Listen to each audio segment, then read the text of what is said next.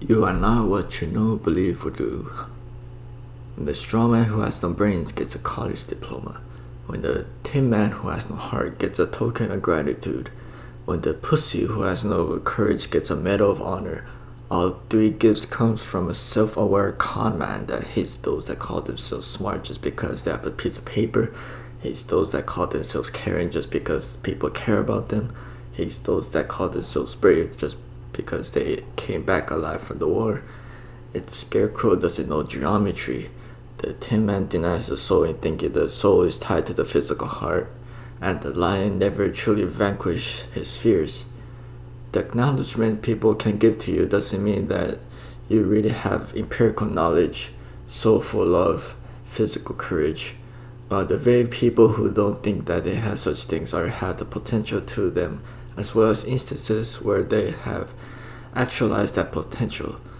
There's nothing wrong with ignorance, apathy, fear. Such are part of the struggles of life we all experience. Yet there's everything wrong with thinking you're not ignorant, apathetic, fearful just because someone says so.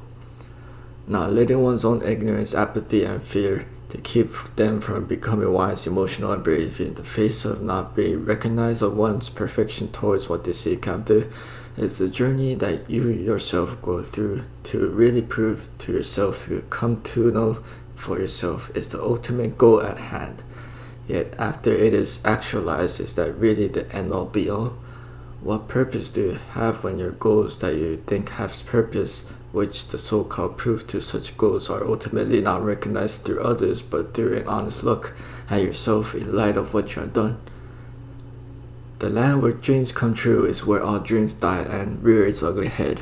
Whatever purpose you have in your life does not necessarily reciprocate the meaning of life in and of itself, and so the true purpose in life is yet to be fulfilled. There's a truth beyond the persona that has a name and a form which inevitably die. That persona is not the true self, even though it is indeed the expression of the soul that informs matter towards their existential goals which wills such endeavors to begin with.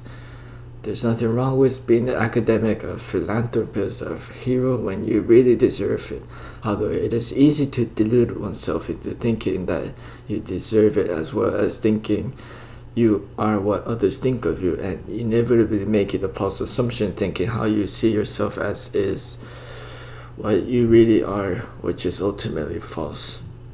There's no place where dreams come true, there's no meaning in validation in and of itself.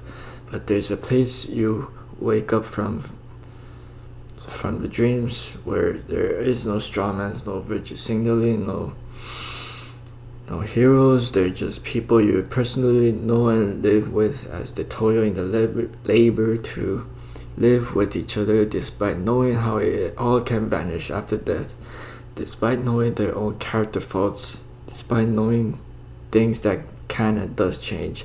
That place is home sweet home. Regardless of where that place is more civilized than civilization, as in the negative aspects of society it has against you. The positive aspects of society is at home where you can find rest and enjoy company of others and accepting what's behind the curtain that negatively affects them. All the promises the life of the city life proclaims cannot be escaped even in the farmlands where rules and regulations imposed by the city folks are kept. The tolerance of tyranny in and of itself is not the false virtue that real people suffer for, rather the love for each other to overcome that which holds you back, while the work to maintain such a life is to protect that which you cannot bear to suffer to depart from, which is why you put up with the facade. Since society's merits can get you into a position to help your loved ones and retire from the unjust burdens of society, albeit the same unjust society is not always abused through corruption, as it is also used to bring real justice. Society itself is just as wonderfully flawed as you are. Love and hate it as you love and hate yourself. But keep in mind you are not what you do or believe or know, regardless of what others perceive you to be. Harmony with the world can only be realized through the manifestation of your potential, and you may never, though, until you give it a try. Just don't be so attached to both the benefits and consequences of your actions and your inactions, even when things go horribly wrong. Coming to the highest principle, virtue necessitates upholding lesser virtues properly, ordered to the situation at hand as an active agent of your own life. But to do that, to even seek to be able to do that, you need to overcome the ultimate metaphysical barriers to the metaphysical ignorance that plagues you with falsehoods and delusions. To confront the truth head-on is to seek the truth above all else, an endeavor that the munchkins of this world will never be able to accomplish when their whole purpose in life is such a shallow and simple one. The acceptance of the nature of the munchkins is not really the tolerance of the flaws of the munchkins, even though you love them dearly. The real philosopher is a warrior of the truth, no matter how much the truth hurts them. Should the true purpose of life is accomplished, so is the true nature of life is understood to be a divinely necessitated reality, whereas there is ultimately no delusions of duality.